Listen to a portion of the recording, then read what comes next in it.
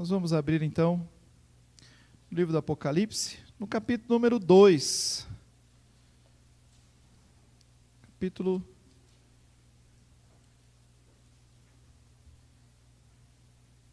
Vamos ler os primeiros 7 versículos. O texto diz: ao anjo da igreja em Éfeso escreve: estas coisas diz aquele que conserva na mão direita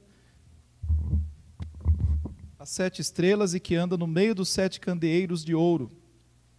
Conheço as tuas obras, tanto o teu labor como a tua perseverança, e que não podes suportar homens maus, e que puseste à prova os que a si mesmos se declaram apóstolos e não são, e os achaste mentirosos.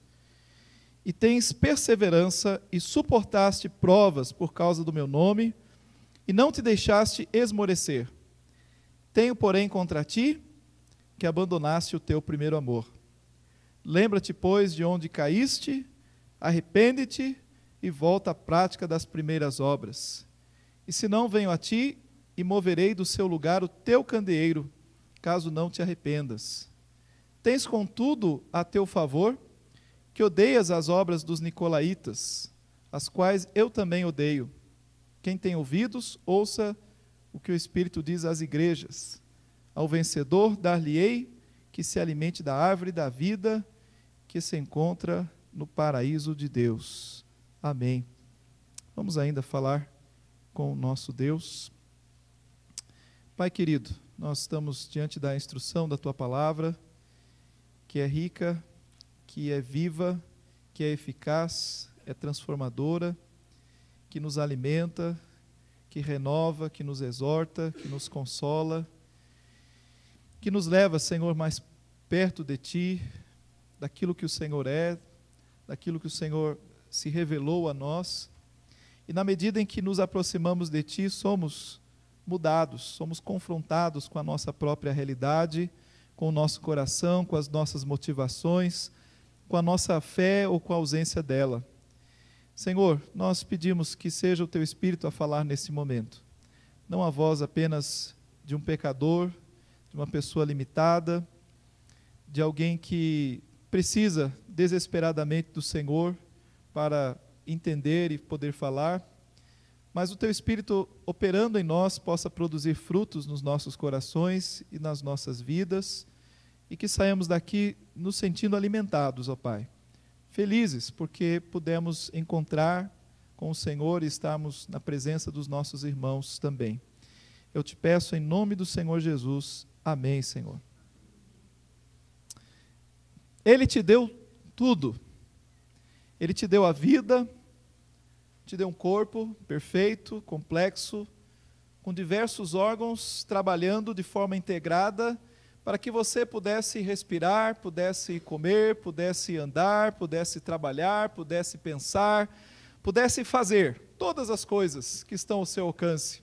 Ele te deu 5 sentidos para que você pudesse desfrutar plenamente da sua vida e de todas as coisas à sua volta. Ele te deu características únicas, pessoais, um gigantesco código de DNA, um intelecto, emoções, talentos. Ele te colocou num lugar belíssimo, de recursos quase infinitos. Mas acima de tudo isto, Ele te deu uma alma eterna, feita à sua imagem e semelhança, e te dotou de uma necessidade essencial de comunhão com Ele. E diante do fracasso da humanidade de manter comunhão com Ele, de desfrutar de todos os recursos que Ele nos deu em adoração a Ele, e diante do estado de pecado em que nós nascemos, longe do nosso Criador, perdidos, mortos em nossos delitos e pecados, sujeitos à escravidão do pecado e à servidão de Satanás, Ele nos deu vida, Ele nos deu luz, Ele nos deu salvação, Ele nos deu a vida eterna, através do mais sublime sacrifício da sua própria vida, pelo derramamento do seu sangue, por meio do sofrimento, do seu desamparo diante do próprio Pai, através das humilhações do Cordeiro. Ele te resgatou das trevas para a sua maravilhosa luz, Ele te justificou, Ele te regenerou, Ele te santificou, Ele colocou em você o seu Espírito, Ele te selou com o seu Espírito para o dia da salvação, Ele te colocou nas regiões celestiais em Cristo Jesus, Ele te deu a alegria, Ele te fez uma nova criatura, Ele te deu esperança, Ele te deu propósito e significado de vida, Ele o fez vencedor diante da morte, te fez mais do que vencedor, te deu uma herança eterna, Ele fez com que você participasse do mais glorioso projeto que existe, que é estabelecer nesta terra uma igreja, o seu próprio corpo, para o qual está destinado um dia de glória, no dia da sua vinda, para que depois você pudesse fazer parte da eternidade de vitória contra o pecado, e Ele prometeu que jamais vai te abandonar. E, no entanto, agora Ele diz: tenho, porém, contra ti que abandonaste o teu primeiro amor. Como nós somos capazes de fazer tal coisa, não é? Como nós somos capazes de abandonar o nosso Senhor Jesus Cristo, ou deixar de amá-lo, ou passar a desprezá-lo? Como é que o nosso coração pode ser tão ingrato, tão egoísta, tão cheio de soberba, tão cheio de arrogância, tão ousado, a ponto de nós abandonarmos o nosso primeiro amor? Eu creio que esta é uma das terríveis e mais terríveis censuras que Cristo pode fazer, seja a uma igreja, seja a um indivíduo, a uma pessoa, aquele que recebeu todas aquelas bênçãos e graças do Senhor. Tenho, porém, contra ti que abandonaste o teu primeiro amor. Amados, essa passagem, esse tema e essa mensagem, ela é sempre extremamente atual para a nossa vida. Ela serve para qualquer um de nós, em qualquer estado em que estivermos. Porque é certo que existe dentro do nosso coração o germe que, desafiando a Deus e se rebelando contra Deus, quer o tempo todo deixar o amor de Cristo em segundo, terceiro lugar, abandonar ao Senhor Jesus. Este germe está o tempo todo trabalhando dentro do nosso coração. E se essa passagem, se você estiver no auge do seu amor pelo Senhor Jesus Cristo, e você pudesse dizer: esta passagem talvez não se dirija a mim, ela serve para mim como um alerta de que o nosso coração está propenso a abandonar a Cristo. Aqui mesmo dentro da igreja, ou no momento em que sairmos daqui, o nosso coração estará propenso a abandonar ao Senhor Jesus. Nessa noite eu quero que cada um de nós, e de uma forma coletiva, todos nós, reflitamos se Jesus é o meu, nosso primeiro amor. Não existe outro lugar pelo qual nós devemos colocar Jesus na nossa vida. Ou Ele é o primeiro, ou Ele é nada. Ou Ele é o único, ou Ele passou a estar colocado junto com as demais coisas da nossa vida. Não existe outro lugar para Jesus. Ou Ele é primeiro, ou Ele é nada. A grande mensagem desse texto nesta noite é que ser cristão não diz respeito àquilo que nós fazemos, não diz respeito ao que nós fazemos, mas o quanto nós amamos a Cristo. Ser cristão diz respeito ao nosso amor pelo Senhor Jesus, e não aquilo que nós realizamos. Porque aquilo que nós realizamos, até o diabo pode fazer muitas vezes. A palavra de Deus diz que ele é capaz de se travestir, vamos usar essa expressão, de um anjo de luz e enganar, se possível, até os próprios eleitos, de tão belo que ele pode se apresentar. Cantar num coral, cantar no louvor e até pregar, Satanás pode fazer. Nós temos falsos profetas em abundância mundo afora. Pessoas podem imitar ou podem querer ser, mas o verdadeiro cristão, aquele que tem a marca de Cristo, ele tem em si, no seu coração, uma característica que Satanás não pode imitar: ele ama ao Senhor Jesus Cristo. Isso Satanás não pode fazer. Isto aquele que não tem Cristo no coração não pode fazer, é amar ao Senhor Jesus. O texto que está diante de nós, então, ele mostra esta realidade. O que Cristo desejava daquela igreja não era tanto as coisas que a igreja fazia, mas Cristo estava requerendo deles o amor, e o amor em primeiro lugar. A primeira das cartas às 7 igrejas da Ásia, ela foi escrita para a igreja em Éfeso, a igreja que estava mais próxima à ilha de Patmos. Vocês vão lembrar da ilha de Patmos como aquela de onde João escreveu o livro do Apocalipse. Éfeso era uma cidade costeira e um grande centro comercial. Ela recebia o título de Suprema Metrópole da Ásia, ou a Luz da Ásia. O que lhe dava real destaque era a existência daquele templo dedicado a Diana dos Efésios. Vocês vão lembrar daquela história lá do livro de Atos, em que pessoas ficaram lá clamando várias horas pelo nome de Diana dos Efésios. Ela era a grande deusa. A cidade com esse templo era conhecida como a guardiã. A imagem de Diana era a guardiã desse templo, e a cidade era uma das mais importantes consideradas daqueles dias. O templo propriamente era considerado uma das 7 maravilhas do mundo antigo. E era também, por conta disto, o centro de todo o misticismo, de superstição, de paganismo daqueles dias, das artes mágicas, dos cultos de mistérios. Ali havia todo tipo de superstição ligado ao culto a essa deusa Diana. E também muito comércio, como acontece nos nossos dias, né? Muitos chamados nichos, que eram pequenos objetos representando a deusa Diana, eram vendidos em todas as cercanias daquele templo. E em meio a todo esse paganismo, a igreja de Éfeso foi fundada nada mais, nada menos do que pelo apóstolo Paulo. O apóstolo Paulo havia passado ali e durante a sua evangelização ele fundou a igreja de Éfeso. Então imagine uma igreja que foi iniciada, fundada por ninguém mais do que o apóstolo Paulo. Ali ele ficou por 3 anos. Ali João, depois de sair da ilha de Patmos, vai até a cidade de Éfeso. Por ali também passam Áquila e Priscila, e também Timóteo.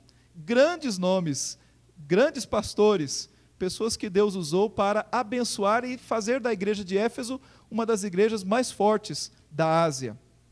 Mas agora a gente volta ao texto, e o texto que é dirigido àquela igreja de Éfeso, e percebemos então que vários elogios são feitos àquela igreja. O Senhor Jesus é quem faz esses elogios, isso é importante notar, porque não é uma pessoa que está observando a igreja e através do seu olhar, da sua interpretação, está fazendo elogios que poderiam ser vazios. É o Senhor da igreja que está fazendo esses elogios. O texto começa no primeiro versículo mostrando a presença de Cristo no meio das igrejas, quando ele fala ali que ele está no meio dos 7 candeeiros de ouro. Ou seja, Jesus está presente no meio da sua igreja, ele observa a sua igreja, ele cuida da sua igreja, ele corrige a sua igreja, e aqui ele está corrigindo a igreja de Éfeso. Mas ele menciona então elogios, ele fala do labor, ele fala da perseverança, ele fala da firmeza doutrinária, ele fala da pureza, como sendo características positivas da igreja que suportava tremendas provas sem esmorecer. Veja aí o versículo 3. E tens perseverança, e suportaste provas por causa do meu nome, e não te deixaste esmorecer. É Jesus quem está falando isso. Isso é um ponto muito positivo. Uma igreja, para poder manifestar Cristo nos dias presentes, ela precisa ser uma igreja firme doutrinariamente, ela precisa ser uma igreja perseverante, ela precisa ser uma igreja pura para resistir à tentativa do mundo de entrar com as suas ideias, com as suas formas, com a sua mentalidade, de tentar transformar o culto que é dirigido a Deus para um culto mais palatável, mais agradável ao homem, mais gostoso, e assim, na tentação de encher a igreja, fazer com que as coisas aqui possam ser mais coloridas, talvez, ou tenham uma mensagem mais agradável às pessoas. Éfeso resistia a tudo isso, apesar das tentações que já existiam naqueles dias. E Jesus, então, salienta isso, firmeza doutrinária e a sua pureza. O texto salienta que eles eram preocupados com a santidade na vida, porque rejeitaram a obra dos nicolaítas. E os nicolaítas eram um grupo que defendia uma promiscuidade dentro da igreja. Aceitavam que as pessoas pudessem viver do jeito que quisessem, enfim, tudo em nome do amor, como se usa também nos nossos dias de hoje. Mas contra todas essas coisas, Éfeso se manteve firme. Mas diante de uma igreja que, para nós, poderia passar com louvor, e nós diríamos, não há nada a ser corrigido aqui. Uma igreja nessa condição é uma igreja perfeita. Todavia, Jesus, que é o dono da igreja, ele conhece o coração da igreja. E Jesus também conhece o nosso coração. O fato é que, nessa noite, Jesus sabe como está o nosso coração, não é? Ele olha o coração de cada um, ele consegue ler lá dentro. Ele sabe como é que cada um aqui está. Alguns mais animados, outros mais tristes, alguns enfrentando problemas muito sérios, alguns com temor no coração, alguns louvando a Deus com grande alegria, outros só da boca para fora. E tudo isso Jesus vê.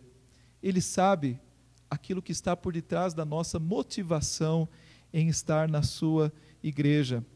E para aquela igreja, e talvez para nós, para todos nós aqui, o Senhor Jesus tem uma palavra que nos trata, que nos corrige, que nos exorta ao dizer: olha, tudo isso está ótimo, tenho, porém, contra ti que abandonaste o teu primeiro amor. Queridos, você consegue enxergar a gravidade dessa acusação de Cristo? Tenho, porém, contra ti que abandonaste o teu primeiro amor. Em outras palavras, Jesus está dizendo: tudo o que vocês estão fazendo sem a primeira coisa não serve de nada. Não serve de nada. É como a casca da cigarra. Parece com ela, né? Você olha de longe assim, está lá grudado. Não sei quantos já viram isso, porque cada vez mais raro, né? Mas está lá na árvore e você olha e fala: ah, tem um bicho ali na árvore. Quando você chega, é só a casca dela. A igreja, muitas vezes, pode também se tornar apenas numa casca. É engraçado, né? A gente vê alguns cultos de internet, assim, alguns absurdos, né? As pessoas até reproduzem no Facebook, e você olha aquilo e acha aquilo um absurdo, e você pensa: quando é que foi que eles não perceberam que Jesus já tinha saído daquele culto e eles continuaram o culto assim mesmo, né? Porque a coisa se tornou completamente antropocêntrica, voltada para o ser humano, pelo ser humano, para o ser humano, porque você não vê a glória de Deus ali de forma nenhuma. Mas isso é possível acontecer também nas nossas vidas de forma individual. A gente continua trabalhando, fazendo as coisas aqui agitadamente, estamos ativos, não faltamos nos serviços, até na igreja e tal, mas quando vamos procurar no nosso coração a motivação do amor, cadê ela? Onde está o amor pelo Senhor Jesus Cristo? É triste quando a gente vê que muitas vezes, nós vemos isso dentro da igreja, nos tornamos legalistas, preocupados, né, como diz Jesus, né, com os fariseus lá, com o dízimo do coentro, com a hortelã.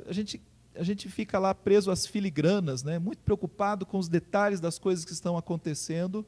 E muitas vezes dentro da igreja, há atritos entre pessoas por causa desses detalhes do trabalho, e daqui a pouco nós percebemos, já perdemos completamente o foco. Porque faltou o quê? Estarmos permeados pelo amor do Senhor Jesus Cristo, dirigindo as nossas ações, o nosso olhar, dirigindo o pensamento e dirigindo as nossas decisões. Como é fácil nós pegarmos a obra do Senhor Jesus e tentarmos controlá-la através da nossa própria experiência, sabedoria, pela nossa vontade. Como é fácil olharmos para alguma coisa que o Senhor Jesus criou com tanto carinho, com tanto amor, e nós queremos roubar dele e querer carregá-lo nas nossas costas do nosso jeito. E não perceber que Jesus já não está mais naquilo que estamos pretendendo, achando que estamos fazendo para ele mesmo. Isto é muito comum. Como é fácil eu sentar aqui ou estar aqui no púlpito e começar a falar coisas sem ter qualquer comunhão com o Senhor Jesus. Evidente que pode ser fácil até um certo ponto, mas perceptível em outro ponto. Não há poder quando nós nos distanciamos do Senhor Jesus, não é? E aqui Cristo, então, não querendo zombar daquela igreja, mas corrigi-la para que esta igreja pudesse voltar a emanar o poder dele, é que ele diz: olha, mas está faltando uma coisa aí, está faltando a essência dessa igreja, está faltando o amor. Por isso Jesus diz: tenho, porém, contra ti uma coisa, que abandonaste o teu primeiro amor. Meus queridos, Cristo deve ser o primeiro amor da nossa vida. E o que isso quer dizer? Tenho, porém, contra ti que abandonaste o teu primeiro amor, lembra-te, pois, de onde caíste, arrepende-te e volta à prática das primeiras obras. O que é primeiro amor? Primeiro amor nos traz a noção de exclusividade, de primazia, de algo que ocupa um lugar destacado no nosso coração e na nossa vida, que define toda a nossa motivação e a nossa forma de agir. É o nosso amor. Quando alguém está apaixonado, que é uma forma de amor ainda incipiente, inicial, não madura ainda, mas aquela paixão, ela é condutora das ações daquela pessoa.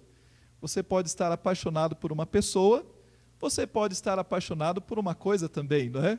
Você pode se apaixonar por um carro. E aí, quando um homem se apaixona por um carro, é difícil, né? A gente não consegue, a gente acha que, né, todo esforço para comprar aquele carro é válido, porque afinal de contas passa a ser um sonho, passa a ser uma vontade sua, assim como o emprego, assim como um sonho seu, qualquer que seja ele, você passa a se empenhar em prol daquilo pelo qual o seu coração está tomado, seja pela paixão, seja como você quiser chamar de amor. O primeiro amor que Jesus então nos coloca aqui é uma questão que toma o nosso coração. É uma paixão, mas uma paixão madura, não apenas uma sensação passageira, mas algo amadurecido no nosso coração e que vai regendo toda a nossa vida. Primeiro amor também sugere esse relacionamento intenso, que traz alegria, prazer, que impulsiona os anseios do coração, que nos faz desejar uma proximidade, um desfrutar da comunhão, obter mais conhecimento. Quando você ama alguém, você quer conhecer mais desse alguém, no relacionamento. Você quer estar perto desse alguém, você quer ouvir a voz desse alguém. O que é esse primeiro amor que os efésios abandonaram então? Eu creio que primeiro amor aqui não diga referência a um estado de ânimo, propriamente. A gente às vezes fala assim, tem que voltar ao primeiro amor, como que lembrando-se do momento da conversão, né? Aquele momento da conversão, havia um primeiro amor, você tem que voltar àquele momento da conversão. Eu não creio que seja isso. Não é a um estado que você se encontrou no passado. Jesus não está dizendo, olha, volte ao passado, volte àquele momento, volte àquela paixão que você teve anteriormente. Tudo bem que às vezes recordar o nosso novo nascimento faz bem, como é que nós vivíamos naqueles momentos. Mas o Senhor Jesus não está querendo que a gente retorne a um determinado sentimento, mas Ele quer que nós retornemos a uma determinada pessoa. E a Ele mesmo. Volte a Cristo. Volte o seu olhar para Cristo. Hebreus fala, olhando o quê? Firmemente para o autor e consumador da fé, Jesus Cristo. Lá em Hebreus capítulo 12, ele está nos dizendo que para nós corrermos na carreira que ele nos colocou, que ele nos propôs, devemos, que é uma carreira de obstáculos, que é uma carreira cheia de curvas, que é uma carreira, né, com muitas dificuldades, é preciso estar olhando firmemente para o autor. Por quê? Porque ele deve ser a nossa motivação. Quando você começa a correr essa carreira e olha de lado, e começa a olhar para as pessoas, você se desmotiva. Quando você começa a olhar para você mesmo, você se desmotiva. Ah, quanta dificuldade, quanta chatice, quanto problema. Quando você entra na igreja aqui, não é? E você começa a se relacionar com as pessoas, você fala, puxa, mas fulano é difícil, ciclano é chato, né? Ah, mas aquela pessoa é complicada, né? Puxa vida, como é complicado. E tem pessoas então que começam a fazer um movimento contrário. Hoje em dia, quantos sem igreja, né? Tem um movimento sem igreja. Muita gente que não quer contato com crente. Crente é complicado, dá muito trabalho, né? Então, pessoas que frequentam igrejas enormes e gostam de se esconder lá nos bancos, né? Quanto maior a igreja, melhor, porque mais escondido eu fico. Ou pessoas que preferem assistir pela internet, enfim, quanto menor contato, melhor, mais seguro. Mas é preciso tomar Muito cuidado, né, com essa visão, porque efetivamente não é a visão de Cristo, não é a visão da igreja, não é a visão que o Senhor quer para nós. Porque no momento em que você perde essa visão do Senhor Jesus Cristo, você começa a olhar para as pessoas justamente como Cristo não olhava. O texto bíblico lá de João, quando Jesus passou ali pela mulher samaritana, não é? Em seguida, Jesus viu a multidão, e como é que ele olhava para aquela multidão? Como ovelhas que não tinham pastor, como uma ceifa pronta para ser ceifada, né? Como uma colheita ali pronta para ser ceifada, como vidas que careciam do evangelho dele, como vidas que careciam de salvação. Ele olhava elas com amor. Então eu aprendo com isto, que quando a gente retira os olhos de Cristo, e a gente passa a olhar para as pessoas, a gente perde a motivação de estar na igreja, a gente perde a motivação de trabalhar como igreja, a gente perde a motivação, qualquer que seja, ligada ao trabalho do Senhor Jesus e à própria vida cristã. É por isso que a coisa mais importante é recuperarmos, resgatarmos o primeiro amor no Senhor Jesus Cristo. A pior coisa que pode acontecer com uma igreja ou com um indivíduo é ele perder o seu amor por Cristo ou minimamente deixá-lo afrouxar. Meus queridos, o Senhor Jesus então tem uma palavra para nós nesta noite. Você pode estar fazendo tudo certo, mas cuidado, tenho porém contra ti que abandonaste o teu primeiro amor. O primeiro mandamento da palavra é: amarás ao Senhor teu Deus, de todo o teu coração, de toda a tua alma e de todo o teu entendimento. Quando isto ocorre, não sobra espaço para outra coisa, porque não dá para dividir espaço. Todo o restante vem a partir do segundo lugar. Como é que eu sei que eu amo a Cristo? Como é que você sabe que você ama a Cristo acima de todas as outras coisas? É pelo espaço que você dá a Ele na sua vida. Dizer que ama a Cristo e não dar espaço para Ele é uma incoerência, da qual você não consegue enganar nem a você, quanto menos a Deus. Se você diz aqui: não, mas eu amo a Cristo, mas essa semana você não se encontrará com Cristo, não haverá um momento especial para Ele, você está enganando a si mesmo. É por isso que nós temos aqui feito este desafio, que toda a igreja, durante a semana, tenha o seu momento de oração, tenha o seu momento de adoração em família, momento que a gente se achega, e sabendo que Jesus está lá no lar, a gente vai sentar no sofá e vamos conversar com Jesus agora. Não é assim que a gente faz com as visitas, né? Quando a gente chama as pessoas para vir na nossa casa, a gente não deixa elas lá isoladas no canto, não. A gente dá importância a elas, porque elas são importantes. Quanto mais Cristo, quanto mais o Senhor na nossa vida. Então a gente chama lá, senta no sofá e vamos conversar com Cristo agora. Abrir a palavra, vamos falar com Ele, Ele fala o nosso coração. E no momento em que nós olhamos para Cristo como lar, como família, a gente já começa a olhar um ao outro de uma forma diferente.